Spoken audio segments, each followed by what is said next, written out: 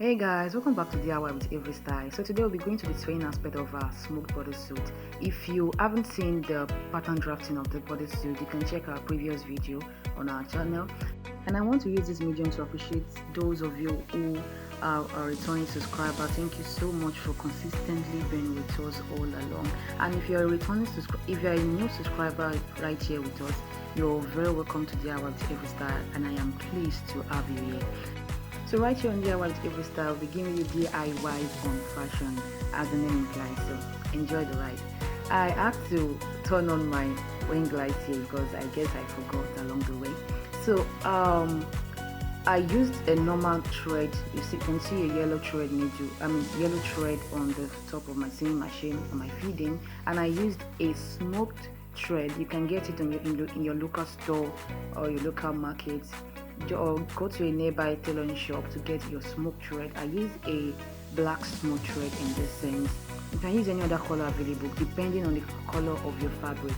So to get the width between each smoking line, you have to measure 0.5 to 0.75 distance from each other, but in my case I use 0.075 because the fabric actually made it easier for me. I guess my fabric choice made it easier for me to work on the fabric, and it was exactly 0.75 in this case. So you can use 0.5 to 0.75 for your distance.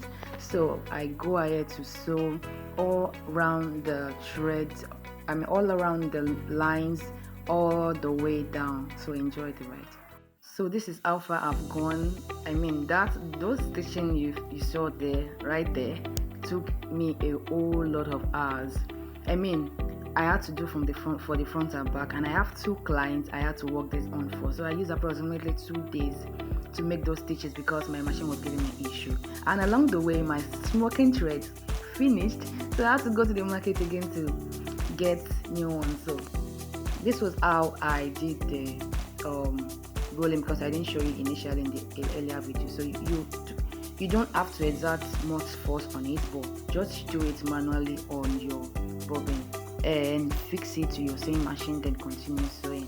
So I use approximately 2 hours on each panel, which is the front, and another 2 hours for the back. So I joined both. I think I used around 2 days, not 2 days exactly, but let's just say 2 days for the 2 dresses, because my machine was giving me issue at some point, so it took me a whole lot of time to fix that.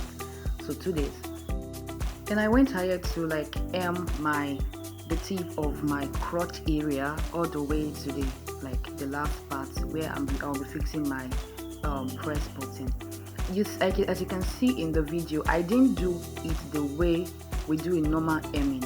I turned the hem to the back, into the wrong side, and I sew on top because I don't want my stitching, the smoke thread, to be on top of my fabric. So because I want my smoke thread to be below, I had to place it in the opposite direction of hemming.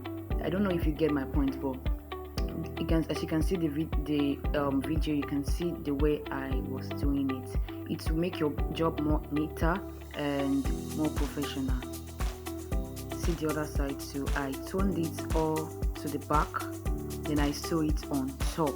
The top will be the one facing the outside wall, the one people will actually be seeing, and the inner one is the one that will be facing the inside of when you wear it.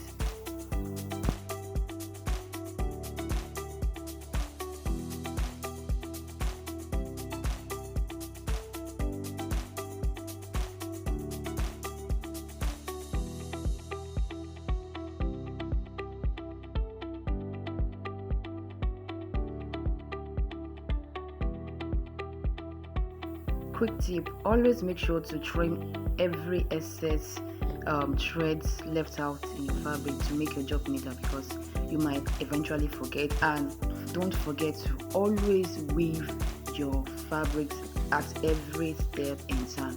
Don't forget to weave, and don't forget to trim out excess threads. And yes, I did for the lower part the same way I did for the side. So I joined my fabric together on the shoulder area,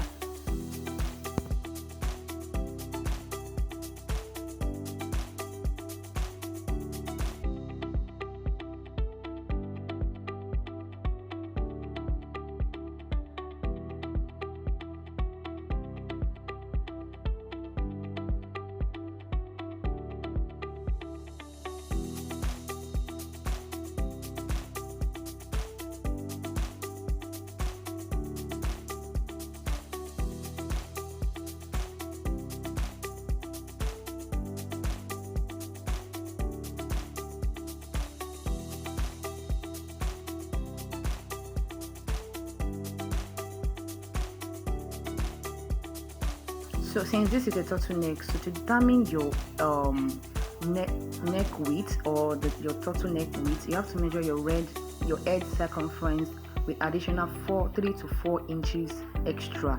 Then you do the needful with smoke it, then we join it to our neck area. And for this client, I actually used 4 because she has on a higher side, and she wants it more comfortable for her, so I used 4 inches. You can use 3 inches in your own case if you like. And definitely make sure to join the outer, like opposite side to each other. Do not let it face the wrong side. Let it be opposite to each other. So the knit side will be the one facing the outside wall, which is the one people will see. You get. So the next step here is to join my side after trimming the excess threads. I align my side well from the shoulder line to the hip line, then I sew with my 1 inches allowance all the way down. And for the other side too, I did the same, and I make sure to weave both sides and the shoulder when I'm done stitching.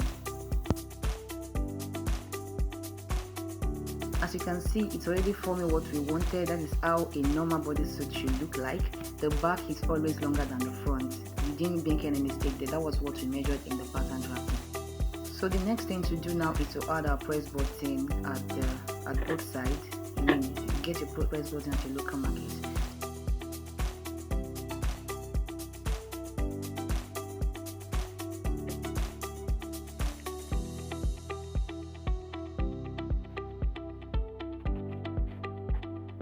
So here's my sleeve. I did a 2-layered sleeve. I smoked the upper part.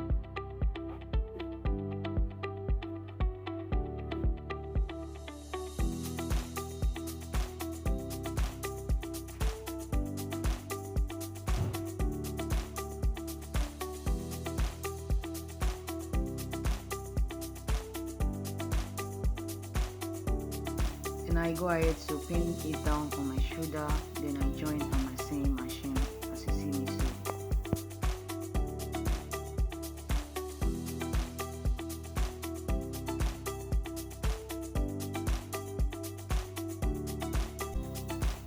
So here is what it looked like when I was done. I did for the other side too, and I made sure to trim off excess threads that are falling off wherever on the fabric.